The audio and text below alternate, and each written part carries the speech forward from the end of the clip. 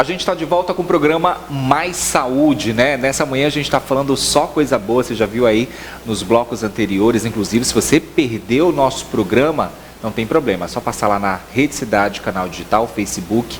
Para você que está acompanhando nossa live, fica à vontade, fica tudo registrado lá para você. O nosso bate-papo agora com a médica Cíntia de Oliveira. Doutora, obrigado mais uma vez, bom dia. Obrigada, bom dia, eu que agradeço o convite. E aí a gente fala daqueles mitos e verdades, você aí do outro lado ainda tem medo da sua gordura e da gordura. É muito frequente as pessoas falarem sobre, né, esse assunto e é um problemão para muita gente, né? Medo de gordura. Medo de gordura, incrível, né, Rani? Isso é uma coisa assim que já está sendo bastante discutida no meio acadêmico e científico, né? Eu até repercuti essa semana uma reunião que teve do maior comitê de especialistas em nutrição dos Estados Unidos, que é o Nutrition Coalition, agora dia 25 de fevereiro, acabou de acontecer. E foi uma reunião realmente de consenso para que as diretrizes nutricionais americanas, que são copiadas pelo mundo inteiro, fossem modificadas com relação à gordura saturada, que é a famosa gordura mal, infelizmente ficou conhecida como gordura má, né? Por que isso aconteceu? Hoje a gente sabe que foi baseado em alguns estudos mal feitos, estudos que não servem para mostrar efeito de causa, né? Causa e efeito, não serve para nada. São estudos epidemiológicos que foram distorcidos, mal conduzidos lá na década de 70. E daí se gerou uma hipótese que depois já se confirmou por um monte de outros estudos que estava errada. Gordura saturada nunca foi a vilã, nunca foi o problema, né? O grande problema, quando a gente mandou, nos últimos 40, 50 anos, a gente mandou as pessoas pararem de comer gordura e a indústria do alimento digamos assim, se aproveitou um pouco disso também, claro, e proliferou os produtos diet, light, desnatados, sem gordura. E quando você tira a gordura, você acaba tendo que colocar alguma outra coisa no lugar para tornar o alimento mais palatável. Colocaram o quê? Açúcar. E daí, talvez não por acaso, começou a epidemia que a gente teve nos últimos 50 anos de obesidade, diabetes e doenças correlacionadas com isso. Então, hoje já se sabe por uma série de estudos que as dietas em que você, inclusive, restringe a ingesta de açúcares, processados, carboidratos e aumenta a ingesta de gordura, incluindo a gordura saturada, isso é protetor. Né, estudos que mostram relação de causa e efeito, que são ensaios clínicos randomizados que a gente fala. E existem também estudos epidemiológicos gigantescos mostrando que é protetora, não aumenta o risco de doença cardiovascular a gordura saturada. Como todo mundo pensa, né? Exatamente. Só para quem está em casa, para a gente situar, quando a gente fala de gordura saturada, a gente está falando de que produto, por exemplo? Perfeita essa pergunta. Então, existem vários tipos de gordura. Essa é outra grande confusão, inclusive às vezes dos profissionais. As gorduras na natureza são monossaturadas, poliinsaturadas e saturadas. Isso tem a ver com a conformação molecular, né? A saturação das cadeias de carbono. É um papinho mais complicado, mas enfim, tem esses três tipos de gordura.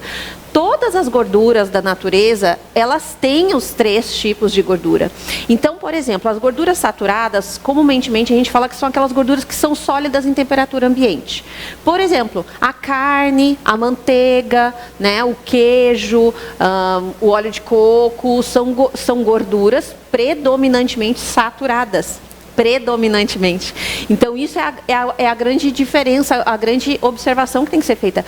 Por exemplo, o azeite de oliva, que todo mundo sabe que é uma gordura saudável, maravilhosa, fantástica. Indiscutivelmente, todo mundo, né, recomenda esse azeite. Ele é predominantemente monoinsaturada, mas ele também tem poli e também tem saturada na sua composição. Abacate, mesma coisa. O abacate é predominantemente mono, mas ele tem poli e ele tem saturada. 20% da composição da gordura do abacate é saturada. O bacon e a banha, vamos dar um exemplo aqui, que as pessoas ficam chocadas quando a gente fala, né? Mas isso está lá no Google, se você digitar, você vai ver. Quando alguém passa uma dieta aí que tem o bacon lá no meio, todo mundo, meu Deus, nossa, que horrível! Mas às vezes é falta de conhecimento de bioquímica, de biologia molecular. Se você digitar lá no Google, você vai ver qual é a composição lipídica, quais são a proporção de lipídios do bacon. O bacon que a gente está falando é a panceta, a gordura do porco. Não aquele industrializado, que é cheio de produto químico. Nós estamos falando do natural, né? E da banha de porco que a gente usa para cozinhar, predominantemente é gordura monoinsaturada. Ué, a mesma do azeite de oliva, que é saudável, né? Logicamente a proporção não é igual. Do azeite de oliva, 75% dele é monoinsaturado. Do bacon e da banha é mais ou menos 57%. Os outros 50% é saturada. Entendeu? Tem um pouquinho de poli. A maioria é mono, um pouquinho saturada. Mas predominantemente é a monoinsaturada, a tão falada gordura saudável, né? Então, existe essa diferença. Os alimentos que vêm da natureza, eles já têm uma composição ideal. A natureza é sábia, é perfeita, aquilo que a gente fala o tempo inteiro, né? Então, já existe um equilíbrio entre mono, entre poli e entre gordura saturada. Todos os alimentos têm os 3 tipos. Agora, quais são as gorduras ruins? Aí que é a questão, né? Muita gente já se ajeitou aí no sofá, né? Então, a gente está falando das gorduras boas. As gorduras naturais dos alimentos nunca foram problema. Quais são essas gorduras, então? Vamos lá fazer a lista. A gordura das carnes, do peixe, do frango, do ovo, da gema do ovo, do azeite de oliva, das nozes, das castanhas, das oleaginosas, do abacate, do coco, o leite materno. Alguém tem alguma dúvida de que leite materno é saudável? O leite materno é gordura saturada, sabia? Predominantemente 50% dele é gordura saturada. Tem mono insaturada, tem poli, mas predominantemente é gordura saturada. Então, existe muita falta de desconhecimento, assim, com relação a isso. E quais são as gorduras ruins? Essa é a grande questão. As gorduras industrializadas. E a gente vê muito o mercado abastecendo isso, não é? Exatamente. Então, essa, de fato, é a gordura pró-inflamatória, né? Existe um desequilíbrio nesses azeites vegetais que são extraídos de semente. Primeiro, o processo de extração não é um processo natural. É um processo químico industrial altamente complexo, que produz uma série de subprodutos que são ruins para o nosso corpo, né? Para a nossa saúde. Tem um impacto muito ruim. E eles têm uma desproporção entre os óleos poliinsaturados, ômega 6 e ômega 3. O 3 é o protetor, é o anti-inflamatório, e o 6 é o pró-inflamatório. Eles têm muito mais 6 e muito pouco 3. Então, eles são, sabidamente, já tem estudo grande mostrando isso, pró-inflamatórios. Esses azeites, milho, canola, girassol, né, são azeites que sofrem transformação molecular ruim. São azeites que produzem a famosa gordura trans, que é uma gordura de conformação não natural, que não existe na natureza. Essa, sabidamente, é ruim, é maléfica. Ela é industrializada. Ela é industrializada. A gordura trans é o que faz o alimento, tanto o processo de hidrogenação, né, quanto a gordura trans, é o que faz o alimento aumentar o tempo de prateleira. Então, toda vez que você lê num alimento gordura vegetal hidrogenada, é ruim, não compre.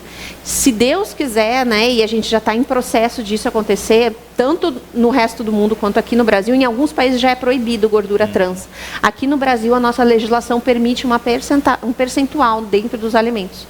E a indústria acaba manipulando isso no rótulo. Né? Eles divulgam a quantidade por porção e, dependendo da quantidade por porção, você pode dizer que aquele alimento é isento de gordura trans, quando na verdade não é. No produto inteiro, no pacote inteiro, por exemplo, do biscoito. Então, essa gordura, sabidamente, é a gordura maléfica, ruim, né? Não é natural, a gente não consegue produzir na nossa casa, não é saudável e vai ser proibida em muito pouco tempo aqui no Brasil, até 2025, né? Foi aprovado um projeto de lei para que seja proibida. No resto do mundo, até 2023, deve estar sendo proibida também. Para você que está acompanhando o nosso programa, estou batendo um papo com a doutora Cíntia de Oliveira, né? A gente está falando aí, inclusive, desses mitos e verdades com relação aí à gordura. Muita gente tem muitas dúvidas. Às vezes a gente chega na churrascaria, né? Por favor, não quero aquela gordurinha, isso aí vai me fazer mal, posso engordar. A gente sabe que é bom comer essa gordurinha. Só que daí é a questão também do exagero, né? Exato, você também não vai se matar de comer aquela gordura, porque tudo exagero é um problema. Pronto, tu tocou no ponto ideal. Nem lá, nem cá. Então, gordura natural dos alimentos é saudável? Sim, é. Parece ter um efeito protetor para a gente? Sim, parece. Contanto que exista equilíbrio. Logicamente, nem todo mundo é igual. Algumas pessoas podem se beneficiar, por alguns polimorfismos genéticos, de uma redução na quantidade de gorduras, inclusive as gorduras boas. na sua alimentação, pode ter um benefício de redução de peso com isso. A grande maioria das pessoas parece que tem um efeito benéfico quando come mais gordura, porque isso induz maior saciedade. Qual que é o grande problema das gorduras? Quando a gente combina ela com os carboidratos. E é aí que a indústria produziu o grande mal, né, da nossa população hoje, que induziu tanta obesidade. A gente na natureza não encontra nenhum alimento rico em gordura e rico em carboidrato ao mesmo tempo. Quase sempre quando um alimento é rico em gordura, ele é pobre em açúcar, como o abacate, por exemplo. Já o industrializado fica muito gostoso quando você combina a gordura, a manteiga, por exemplo, né, com o açúcar, que é o que a gente faz no bolo, no biscoito. Fica uma delícia, só que daí é um problema. Isso entra na mente da pessoa e é uma coisa assim mesmo, uma droga. Uma droga. A gente vai falar sobre isso no próximo bloco, é um instante só.